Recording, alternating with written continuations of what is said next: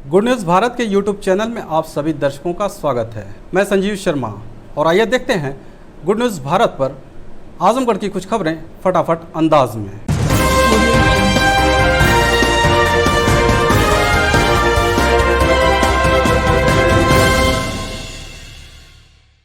आजमगढ़ जिले के भीटी गांव के पास बदमाशों ने एक युवक को तमंचा सटाकर बाइक व मोबाइल लूट लिया। बता दें कि जहानागंज थाना क्षेत्र के बंदा गांव निवासी सुरेश यादव अपनी बहन को मेहनगर छोड़ने गया था।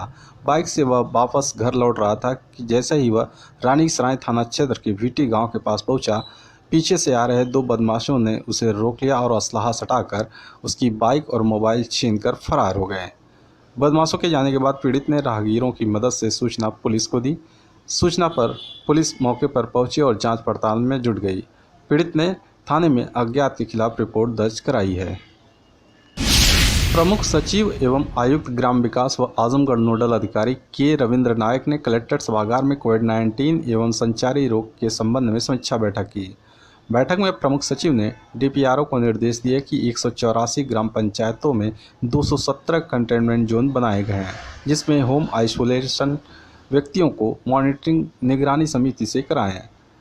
सीएमओ को निर्देश दिए कि पिछले 30 दिनों में प्रथम 15 दिनों में कितने पॉजिटिव केस पाए गए और अगले एक पखवाड़े में कितने पॉजिटिव केस रिपीट हुए, उसकी भी सूची बनाकर उपलब्ध कराएं। एसपी ट्रैफिक को शहरी क्षेत्र में कोविड-19 के गाइडलाइन का अनुपालन कराने का भी प्रमुख सचिव ने निर्देश दिया। किसान बिल और नए श्रम कानून को रद्द करने की मांग को लेकर अखिल भारतीय किसान महासभा के कार्यकर्ता सड़क पर उतरकर प्रदर्शन किए और राष्ट्रपति के नाम संबोधित ज्ञापन डीएम को सौंपा। अखिल भारतीय किसान महासभा के बैनर तले कार्यकर्ता और किसान ने जुलूस निकाला और शहर के विभिन्न मार्गों से होते हुए कलेक्ट्रेट पहुंचे। इस दौरान केंद्र सरकार के खिलाफ जमकर नारेबाजी की गई।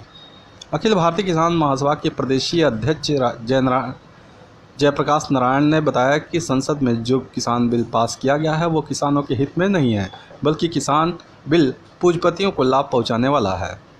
यदि राष्ट्रपति ने इस बिल पर हस्ताक्षर कर दिया तो किसान पूंजीपतियों के गुलाम हो जाएंगे।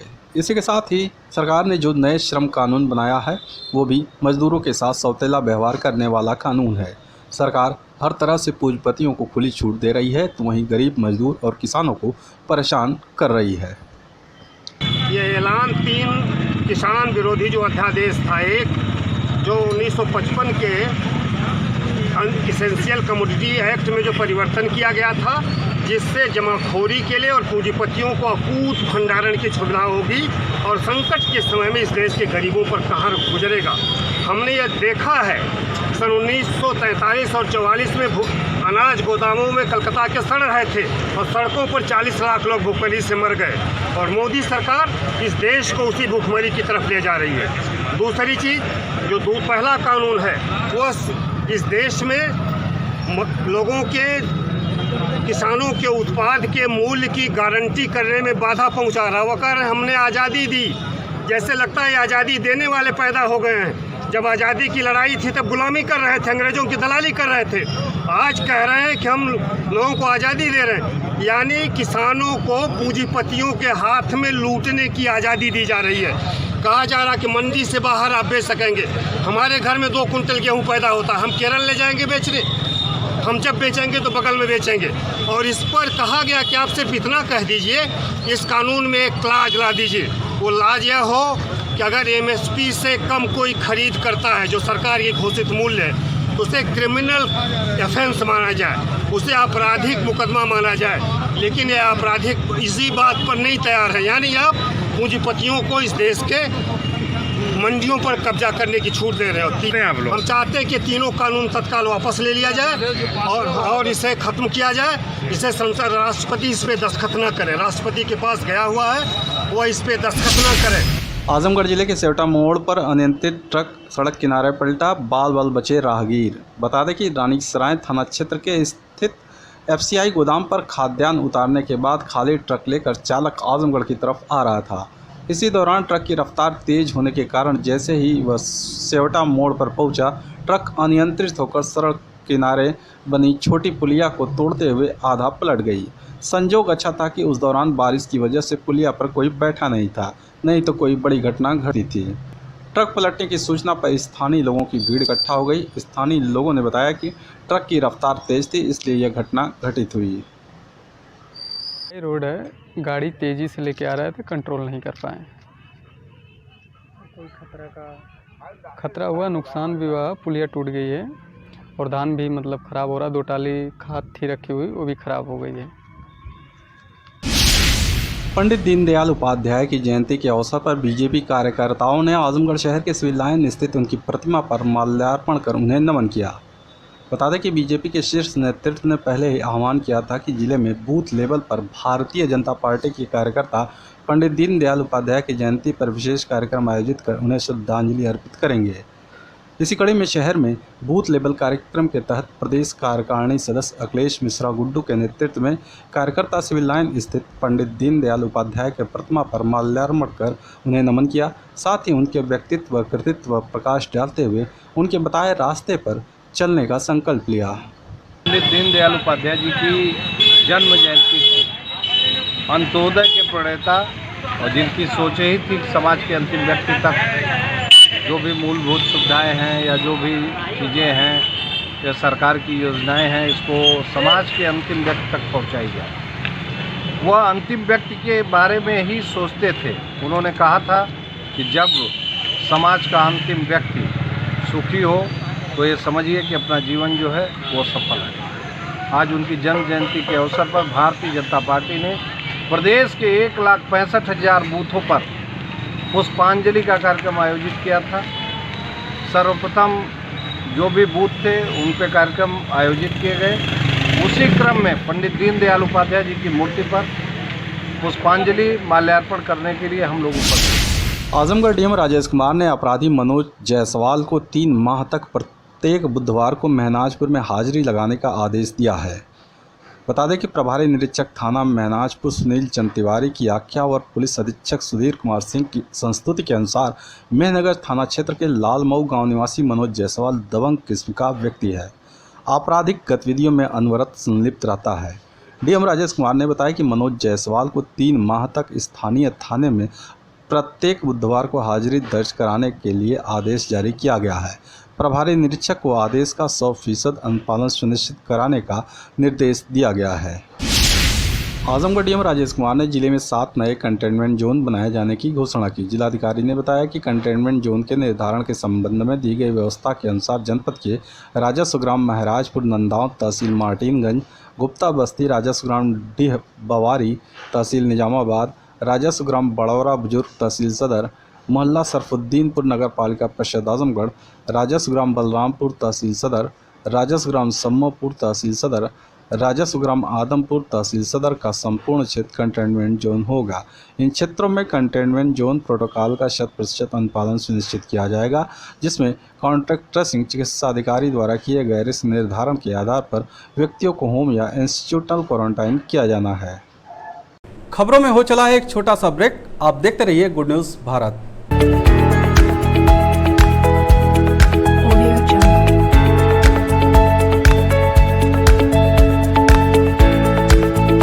ब्रेक के बाद एक बार फिर से आपका स्वागत है और आइए देखते हैं आजमगढ़ की खबरें फटाफट अंदाज में। आजमगढ़ जिले में समाजवादी पार्टी के कार्यकर्ताओं ने किसान व श्रमिक विरोधी कानून को वापस लेने की मांग को लेकर प्रदर्शन किए। राज्यपाल को नाम संबोधित ज्ञापन जिलाधिकारी को सौंपा। जिला मुख्यालय स्थित पार्टी कार्यालय से सपा कार्यकर्ता जुलूस निकाले और सरकार के खिलाफ नारेबाजी करते हुए डीएम कार्यालय पहुंचे, जहां मांगों से संबंधित राज्यपाल के नाम संबोधित ज्ञापन डीएम को सौंपा। पूर्व मंत्री व सदर विधायक दुर्गा प्रसाद यादव ने बताया कि केंद्र व प्रदेश की भाजपा सरकार किसानों और श्रमिकों के हितों पर कुठाराघात करने वाली नीतियां लागू कर रही हैं। पूंजीपतियों को बढ़ावा देने के लिए किसानों और श्रमिकों को बर्बादी के रास्ते पर ढकेलना चाहती हैं। देश की खेती किसानी तो बर्बाद होगी ही, मजदूरों की स्थिति फैक्ट्री मालिकों के सामने बधुआ जैसी रहेगी। सरकार का कदम अन्यायपूर्ण है और नए कृषि कानून से किसानों का मालिकाना हक छिन जाएगा। कृषि मंडियां समाप्त हो जाएंगी। फसली अनाज आवश्यक वस्तु अधिनियम से बाहर होंगे। आढ़तिये और बड़े व्यापारी औने पौने दाम में अनाज खरीदेंगे। ज्ञापन के माध्यम से समाजवादी पार्टी ने मांग किया कि किसान और मजदूर विरोधी कानून को वापस लिया जाए। आज हम लोगों ने आजमगढ़ में या पूरे प्रदेश में आज ज्ञापन देने का काम किया। आज जो किसान बिल पास हुई है उससे किसान बर्बाद हो जाएगा। आज एक नौकर बन के अपने खेतों में काम करेगा। इसलिए हम कहना चाहते हैं कि ये लड़ाई हम आज तो ज्ञापन दिए, इसकी लड़ाई हम विधानसभा जब खुलेगी तो इसकी लड़ाई वहाँ भी लड़ने का काम करेंगे।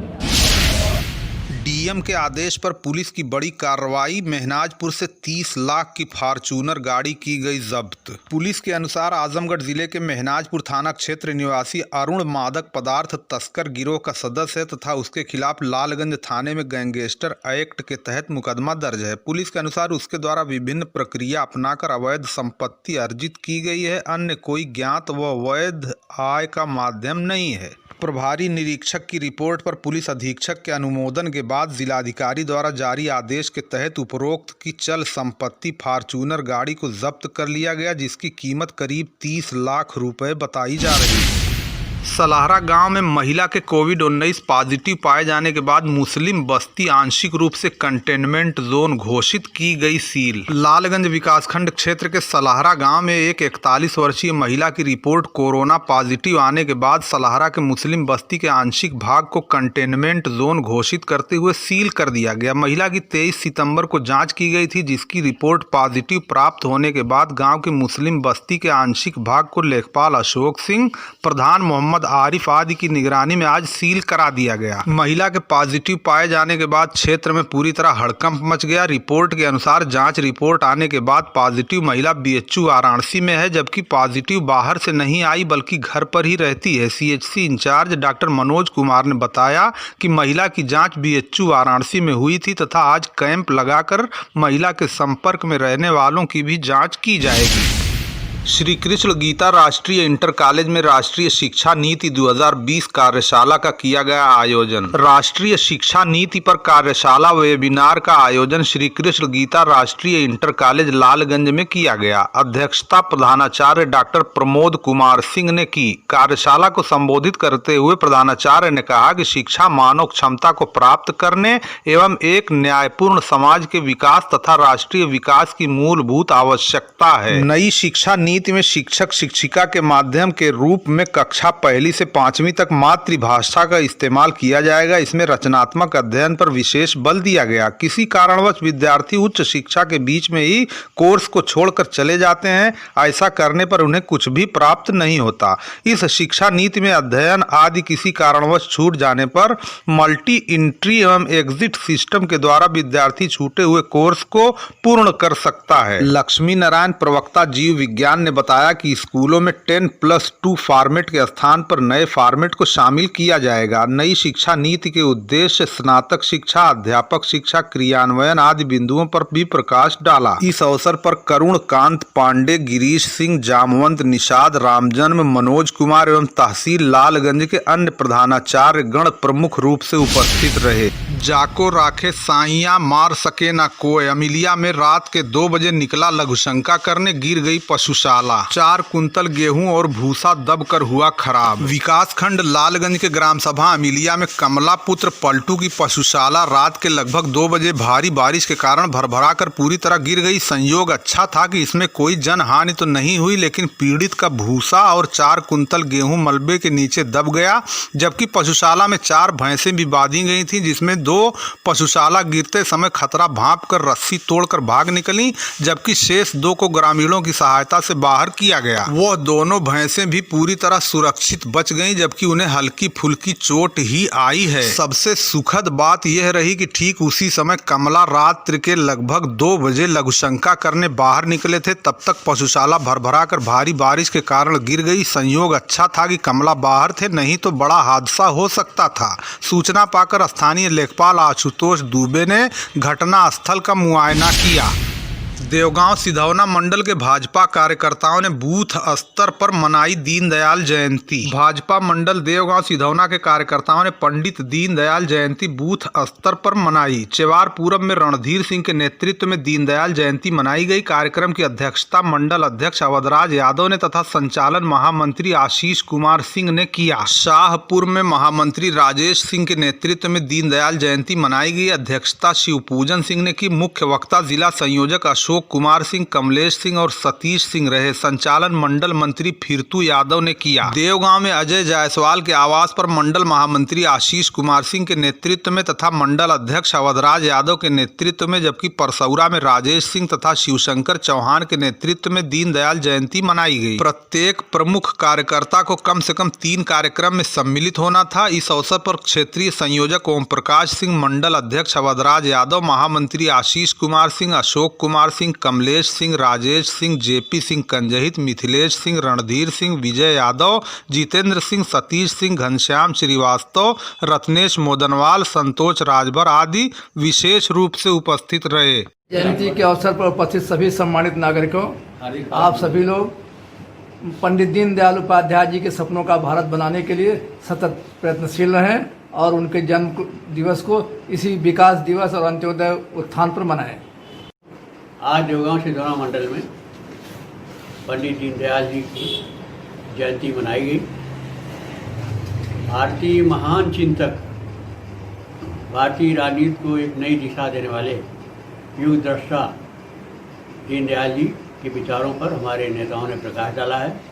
मुख्य रूप से आज के कार्यक्रम में हमारे मंडल अध्यक्ष अवधराज जी, वरिष्ठ नेता कमलेश सिंह, अशोक कुमार सिंह जी, आशीष जी, राजेश जी, संतोष जी, माननीय श्रीवास्तव जी और क्षेत्र के नागरिक उपस्थित हैं। सभी लोगों ने विस्तार से दीनदयाल जी के कृतित्व और व्यक्तित्व पर प्रकाश डाला है। आज मंडल देवगांव सिधौना में सभी बूथों पर ये पंडित दीनदयाल जी की जयंती मनाई जा रही है। सभी बूथों के साथ साथ प्रमुख रूप से 3 जगह मंडल में मनाया गया, जयंती मनाई गई है। एकात्म मानववाद और अंत्योदय का दर्शन देने वाले हमारे पंडित दीनदयाल उपाध्याय जी का आज मंडल देवगांव सिधौना में जन्म जयंती जो मनाई जा रही है, इसके लिए मैं विशेष रूप से अपने मंडल अध्यक्ष श्री अवधराज यादव जी और श्री कमलेश सिंह जी, हमारे आदरणीय श्री ओम प्रकाश सिंह जी का विशेष रूप से आभारी हूँ।